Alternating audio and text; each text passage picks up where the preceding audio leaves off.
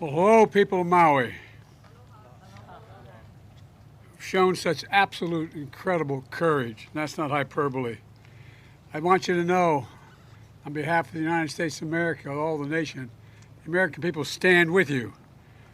Governor Josh Green, you've been incredible from the day we've spoken on this. You've been way ahead of the curve. Lieutenant Governor Sylvia Luke, Brian Shantz, our Senator Maisie. By the way, Maisie, I told my granddaughter, whose name is Maisie as well, she said, that's why I like her. Anyway, but her name is Maisie as well. And Jill Takuda, Representative Ed Chase, and Mayor Rick Basson. Rick, when we talked on the phone, you look like you played in defensive tackle for, I don't know who, but somebody good. But at any rate, I want to thank you for your leadership and during this unimaginable tragedy. To my left is the banyan tree, beloved by this community for over 150 years. Here in the former capital of the Kingdom of Hawaii, that has stood for generations as a sacred spot of exceptional significance. One of the people who took me under his wing when I first got to the Senate was Danny Inouye. He used to talk about the Kingdom of Hawaii. He came from Japan, but it was amazing to listen to him. Today it's burned, but it's still standing. The tree survived for a reason. I believe it's a very powerful symbol of what we can and will do to get through this crisis. And for as long as it takes, we're going to be with you. The whole country will be with you. You know, we will be respectful of the sacred grounds and the traditions that rebuild the way the people of Maui want it built, not the way others want it built. We're going to rebuild the way the people of Maui want it built. But you know, it's going to be hard. America's deadliest wildfire in over a century. And Jill and I have what's left, walked Front Street, what's left of it. We've surveyed the damage from the air as well. The devastation is overwhelming. To date, 114 dead, hundreds of people unaccounted for. I remember when I got the call, my first wife and daughter, I was a young senator, and I got a call in Washington. I hadn't been sworn in yet. I wasn't old enough. And I was hiring staff in the Capitol at Teddy Kennedy's office. And I got a phone call saying from my fire department, and a young first responder kind of panicked, you got to come home. There's been an accident. I said, what happened? He said, your wife, she's dead. Come home, come home. The tractor trailer had broadsided her and killed her in a car accident along with my little daughter. And I remember all the way down from Washington home wondering what a lot of people here are wondering. What about my two boys? How are they? They were in the car. I never got a read on that. Were they going to be all right? They were badly injured. Were they going to make it? Had they made it? Wasn't until I walked into the emergency room that I saw that they were there. The difference between knowing somebody's gone and worrying whether they're available to come back are two different things. You know, and I remember one of the people who helped me the most was Danny Inouye.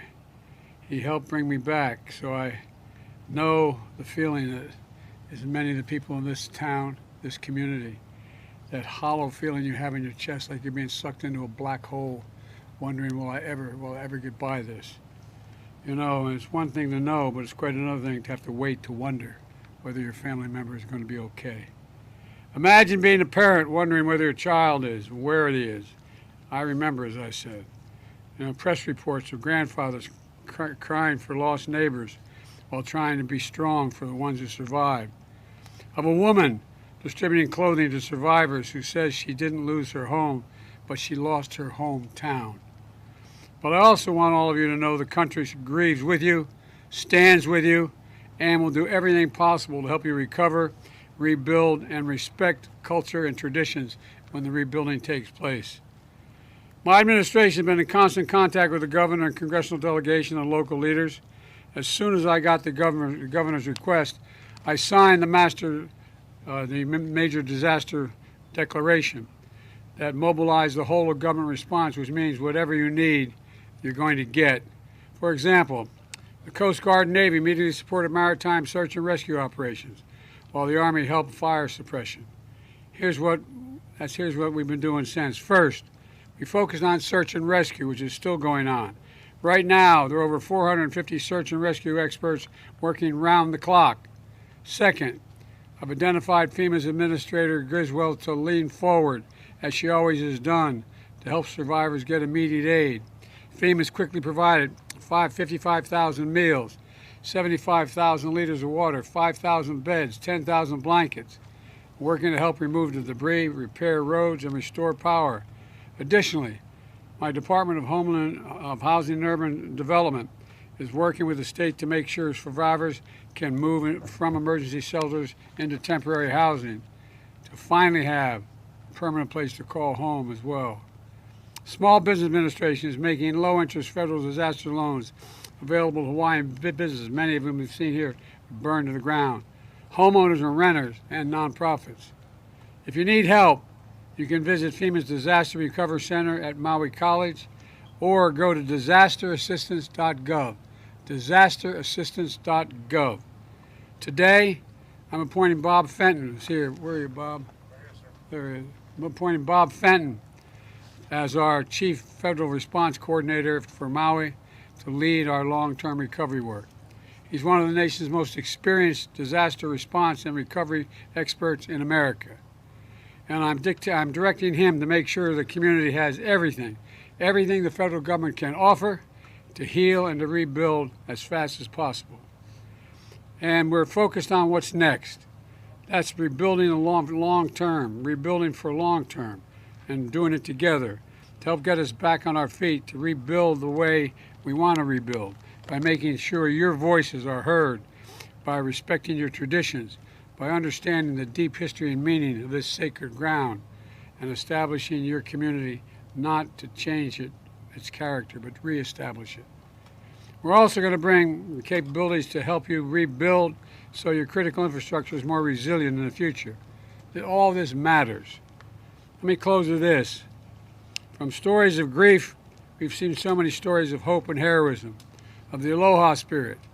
Every emergency responder put their lives on the line for us, save others. Everyday heroes, neighbors helping neighbors, Native Hawaiian leaders offering solace and strength. And this banyan tree, one called it the diamond in the rough of hope.